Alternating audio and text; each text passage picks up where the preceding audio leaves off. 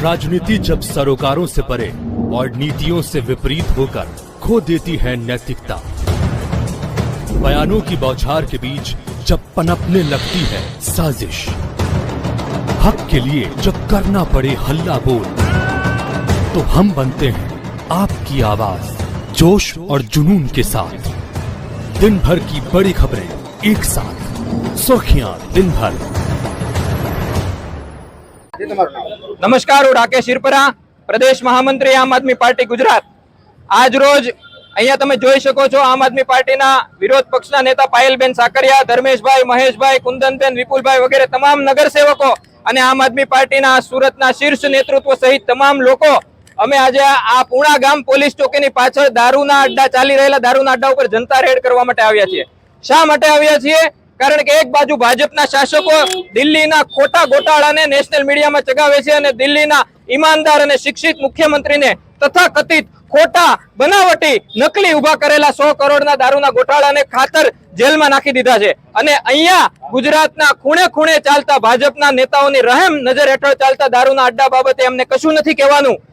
આ ગત વિધાનસભા સત્રમાં ભાજપના ગૃહમંત્રીએ સ્વીકાર્યું છે કે ગુજરાતમાં છેલ્લા 2 વર્ષમાં 5000 કરોડનું ડ્રગ્સ પકડાણું છે। દારૂનો આંકડો તો અલગ છે, તો 5000 કરોડ રૂપિયા માટે તમે કોઈ એક્શન નથી લેતા અને 100 કરોડ રૂપિયાના ખોટા ગોટાળા ખાતર 100 કરોડના ખોટા ગોટાળા ખાતર તમે દિલ્હીના શિક્ષિત મુખ્યમંત્રીને, ભણેલ ગણેલ ઈમાનદાર મુખ્યમંત્રીને જેલમાં નાખ્યા।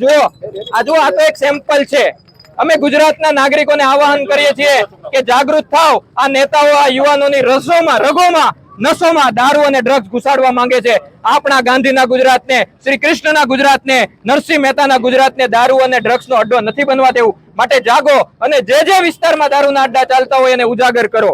અમે ભાજપના નેતાઓને કહેવા માંગીએ છીએ કે તમારામાં તાકાત હોય તો ગુજરાતના દારૂ માફિયાઓ વિરુદ્ધ, ગુજરાતના અસલી દારૂ કૌભાંડની સામે એક્શન લઈને દેખાડો। તમે તો ડ્રગ્સ વેચતા, દારૂ વેચતા લોકો પાસેથી, ગૌમાંસ વેચતા લોકો પાસેથી, પાકિસ્તાનની કંપનીઓ પાસેથી ફંડ લો છો। ભાજપના નેતાઓને શરમ આવવી જોઈએ। અને બીજું તમે જુઓ, ધર્મના ઓઠા હેઠળ, હનુમાન દાદાના નામ હેઠળ, ભગવાન રામના નામ હેઠળ દારૂનો વેપાર કરે છે। દારૂ પીતા હોય ને આ ગરીબ આસપાસના લોકોને દારૂના રવાડે ચડાઈ દીધા છે। એની પાસે ખાવાના પૈસા નથી ને આના ઘરમાં 2 એસી लागेल છે, આ દારૂ વેચતા હોય ને એના તો, અને કેમેરા लागेल છે જેથી કરીને એમને સંરક્ષણ મળે। માટે આજે અમે તમામ જોઈ શકો છો અમારા તમામ નગરસેવકો શીર્ષ નેતૃત્વ સાથે આજે શરૂઆત કરી છે। આવનારા દિવસોમાં અમે ગુજરાતના નાકે નાકે, ગુજરાતના ખૂણે ખૂણે ચાલતા એક દારૂના અડ્ડા ઉપર જનતા રેડ કરવાના છીએ। ભાજપને જાગી જવું હોય તો જાગી જાય, માજી બુટલેગરને જાગી જવું હોય તો જાગી જાય।